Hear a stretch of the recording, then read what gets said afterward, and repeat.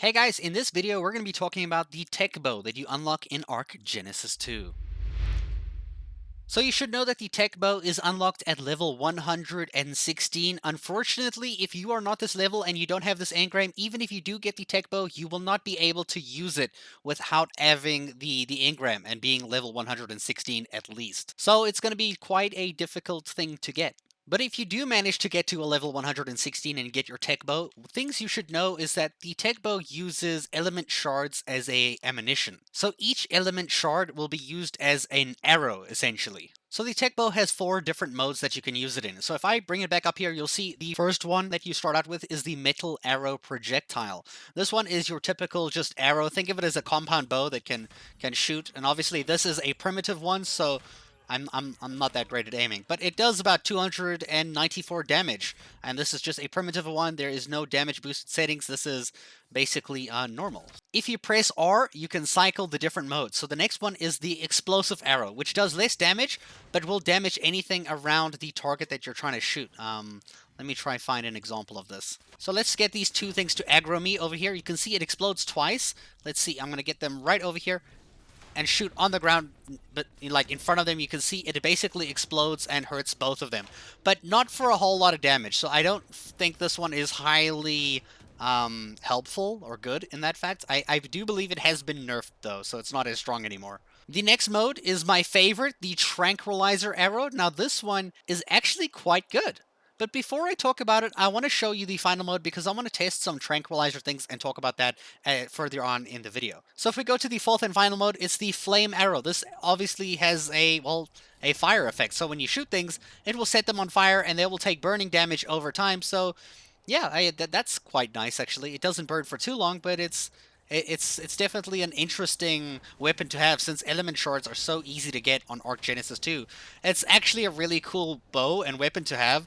Honestly, it's going to be one of the best things to tame dinosaurs with, because if you can get it at a higher than primitive value and use the tranquilizer arrows, you can put things to sleep super easily. I'm going to show you. Okay, so to do this, I'm going to use Awesome Spyglass, which is a mod that I'm using here in a single-player server, and I'm going to track some dinos over here, right? So here's the Triceratops. I'm going to test all of these methods on a Triceratops, shooting them in the back, not in the skull, not in the face, just in the back area over here, right? So first, I'm going to test a long neck rifle with a tranquilizer dot, which is your typical mid-game kind of tranquilizing method. So this gives about, let's see, starts out with 100 torpor, leads into, let's see, a maximum of 148. So it got to 148, right? Let's go ahead and put a shocking tranquilizer dot before I get my stuff stolen by a pego. Okay, so now we're going to try a shocking tranquilizer dot on another Triceratops here. So this one has about 835 torpor. Let's shoot it with the shocking tranquilizer. You can see it's basically double the values of the dart. It leads into 296 torpor. So that's basically double the value of a normal tranquilizer dot. Now let's test out the tranquilizer bow, the TEK bow version of the tranq arrows, which is obviously the green version of the bow, which actually looks really cool. I love it. It's awesome. So here's a Triceratops at 120. So you can actually charge this bow up fully and shoot it.